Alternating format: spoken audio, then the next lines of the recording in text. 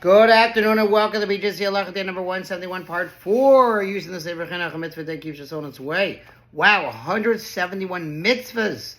Can you remember all of them? Remember the 613, we got a while. And we're going slow, we're going deep, we're trying to understand. Okay, today's mitzvah, the obligation regarding the Metzora's conduct, dedicated for the safety and the healing of our Jewish brothers and sisters in Israel, and for the destruction of our enemies.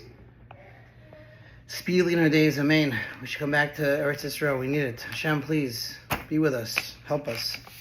Okay, the Chinuch summarizes. The sum of our words is that every negative occurrence that befalls a person, this is what we're talking about, relevant, is something that originates with him through the concealment of Hashem's countenance from that person.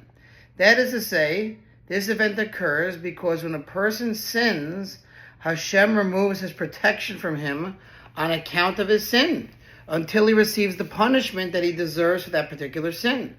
And then, once he received his punishment, Hashem commands his angels to protect the person as before. As is written in Deuteronomy, I will conceal my countenance from them, and they will become prey, and many evils and distresses will encounter them. They will say on that day, is it not because my God is not in my midst that these evils have come upon me, right? Everything comes from Hashem. Shema Yisrael Hashem Elokeinu Hashem Echad. Here is Hashem is our God, Hashem is one. He's the only existence, the only true existence. As one scholar has written, Ibn Ezra, we know that Hashem is one, and any perceived change in his conduct stems from the views of the recipients.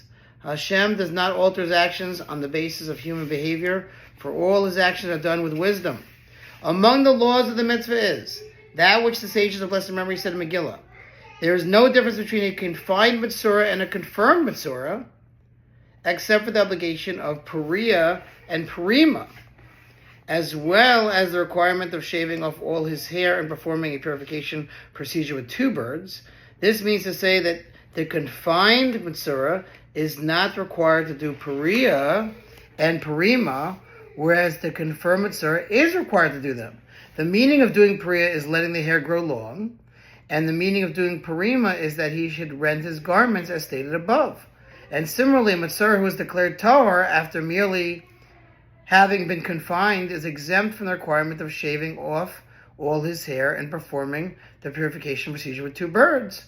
Whereas a Metzora who becomes purified after having been confirmed as Tameh, as impure, is required to shave off all his hair as described in Mitzvah 174, and to perform the purification procedure with 2 birds as described in Mitzvah 173.